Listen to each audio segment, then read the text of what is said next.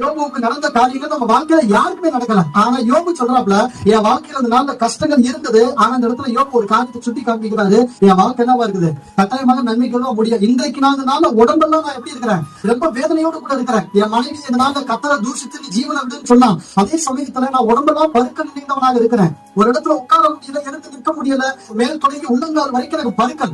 ஆனாலும் இந்த நாள் சொன்னாப்ல, இல்ல நான் எப்படி செய்யறேன், என் முடிவு எப்படி இருக்கும், ஆசீர்வாதமாக இருக்குன்னு நினைச்சாரு. இன்னைக்கு மனைவி நினைக்கல யோபுடைய முடிவு எப்படி இருக்க போது, இவன் சாகும் போது இந்த பருக்கம் சாவான், இவன் சாகும் போது இவன் வாழ்க்கை வேறு விதமாகத்தான் இருக்கும் அப்படின்னு சொல்லி நினைச்சாங்க மனைவி. ஆனா இங்க ஆண்டவர் ஒரு காரியத்தை செஞ்சாரு.